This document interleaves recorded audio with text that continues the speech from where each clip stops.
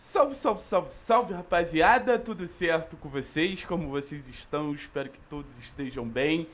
Seguinte, meu povo, vamos trocar uma ideia agora falando sobre esse pós-paranaense na perspectiva de quem não colaborou, quem foi mal, quem não merece ter mais oportunidades, porque antes a gente falou, né, dos destaques, do fato do Atlético ter conseguido revelar bastante gente das suas categorias de base, ter conseguido botar o Chiquete em evidência, ter conseguido não só botar o Chiquete em evidência, mas a renovação com o Chiquete, não só botar o Bruninho em evidência, mas a renovação com o Bruninho. Então, abrir essa porta da base para esses jogadores acabou sendo fundamental. Abrir essa porta da base para esses jogadores acabou sendo tudo que o Atlético precisava fazer nesse momento, tudo que o Atlético precisava entregar nesse momento. Só que agora a gente vai lidar com outra parte do elenco, que foram os jogadores que não entregaram.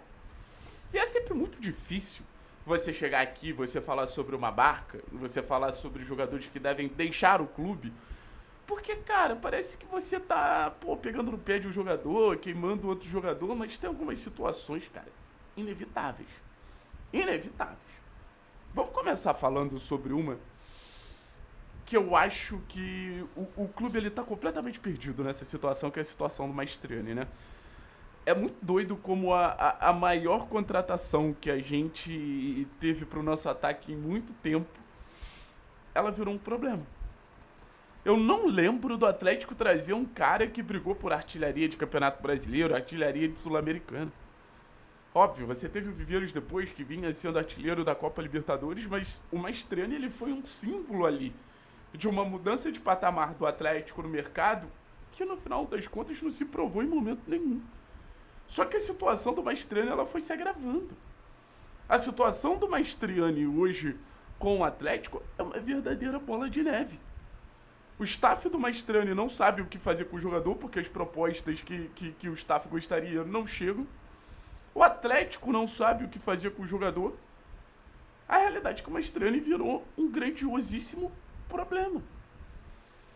A chance do Maestrani voltar a render, eu confesso que antes do Paranaense eu tinha alguma expectativa. Mínima, mas eu tinha alguma expectativa. Eu duvido que algum torcedor do Atlético hoje tenha alguma expectativa que o Maestrani vá dar a volta por cima. Não vai. Não vai. A gente investiu 11 milhões, a gente paga 500 mil de salário, se livra. Ter um cara desse no elenco é ruim pro Atlético e pro Maestrani. O Maestrani vai se matar pra jogar. O Maestrani vai se matar pra tentar ter uma oportunidade e o Atlético vai ficar naquela situação meio sem graça. Pô, não adianta, cara, você não joga mais bola.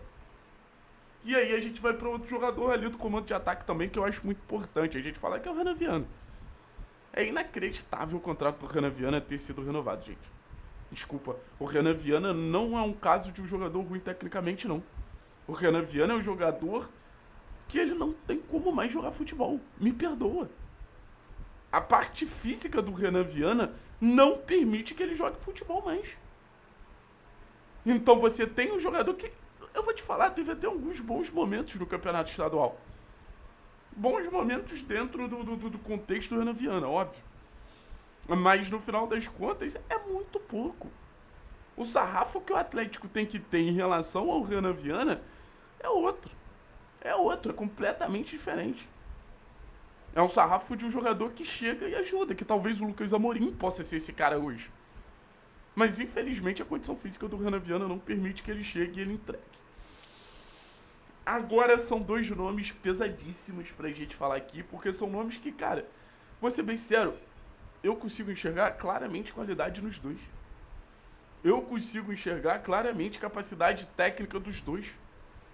Mas aí a gente fala de ambiente, aí a gente fala de representatividade com o torcedor. E, cara, eu acho que não teve nenhum jogador que perdeu mais moral do que o Leozinho nessa disputa de Campeonato Paranaense. O Leozinho, quando eu vi que ele ia disputar o Campeonato Paranaense, pra mim, ele ia ser o grande protagonista da equipe, porque ele termina a Série B muito bem. Só que aí, eu fico me perguntando, quem não rendeu? O Leozinho, ser humano, que a gente sabe que tem uma série de reclamações, uma série de questões dentro do clube relacionadas a ele. Ou quem não rendeu foi o Leozinho, o jogador mesmo. Porque as atuações foram muito abaixo.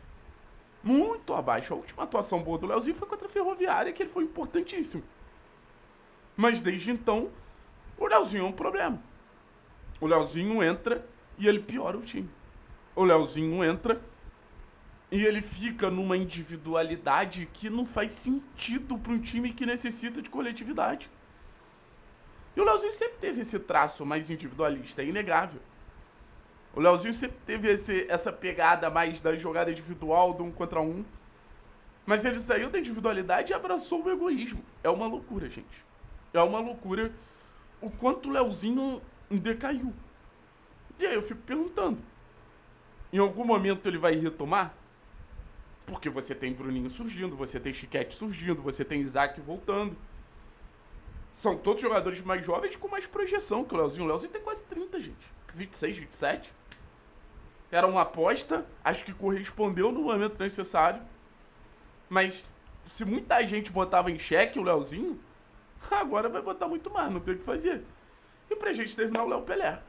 Puta, bicho. Se eu posso dar um conselho do fundo do coração ao Léo Pelé, é que ele deixe o futebol brasileiro. O Léo Pelé não tem ambiente pro futebol brasileiro mais.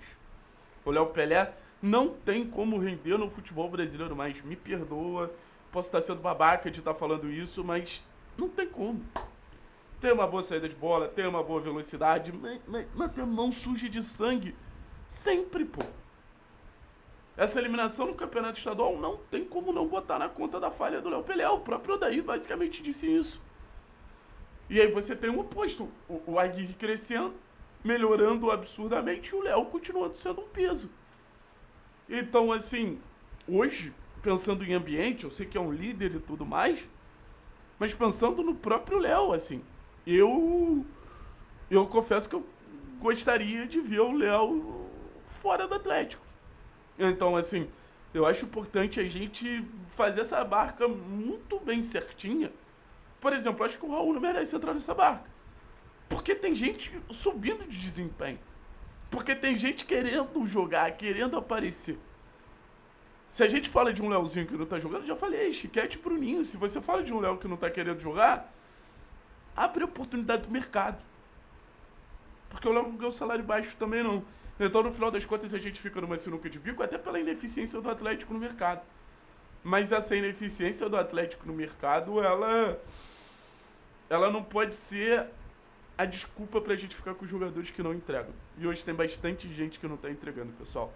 Tamo junto, forte abraço, é nóis.